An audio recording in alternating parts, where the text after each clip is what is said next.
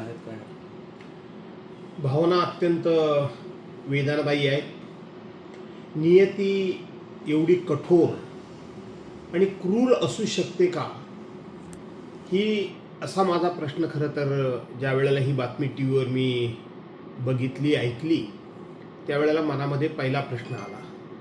एक अत्यंत कर्तव्य कठोर, शब्दाचा पक्का, दिवस रात्र या महाराष्ट्राच्या विकासाकरता, भविष्याकरता, भवितव्याकरता धडपडणारा नेता आणि दिवसातले 24 तास सुद्धा कमी पडतील इतकं काम करणारा नेता हा दुर्दैवानं आपल्या सर्वांच्या मधून आज निघून गेलेला आहे, हरपलेला आहे.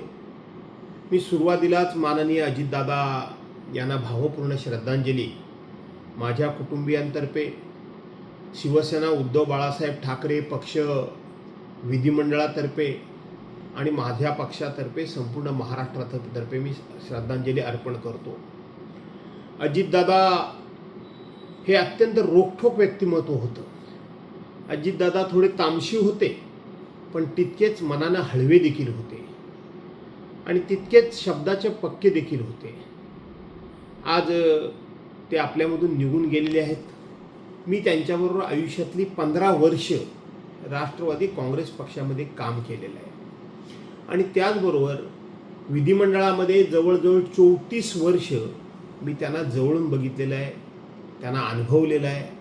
त्यांचा स्वभाव, त्यांची वागण्याची पद्धत, त्यांची काम करण्याची हातोटी ही मी जवळून अभ्यासलेली देखील आहे. अजितदादा आपल्या सर्वांमधून जाण्यात नुकसान फक्त पवार कुटुंबियांचं नाही झालं, तर संपूर्ण महाराष्ट्र राज्याचं झालं. महाराष्ट्रातल्या प्रत्येक नागरिकाला, पक्ष कुठलाही असू द्या, पण त्या पक्षातल्या माणसाला कुठे ना कुठेतरी असा एक हळवा कोपरा, हळवा विचार होता की अजितदादा एक ना एक दिवस या महाराष्ट्राचे मुख्यमंत्री झाले पाहिजेत, असं प्रत्येकाला वाटत होतं. ते प्रत्येकाचं स्वप्न, ते अजितदादांचं देखील स्वप्न होतं की मला एक ना एक दिवस राज्याचा मुख्यमंत्री होण्याची संधी मिळावी. ही सगळी स्वप्न आजच्या अपघातामध्ये पूर्णपणे धुळीस मिळाली, जळून खाक झाली आणि आज अजितदादा आपल्या सर्वांना सोडून गेलेले आहेत.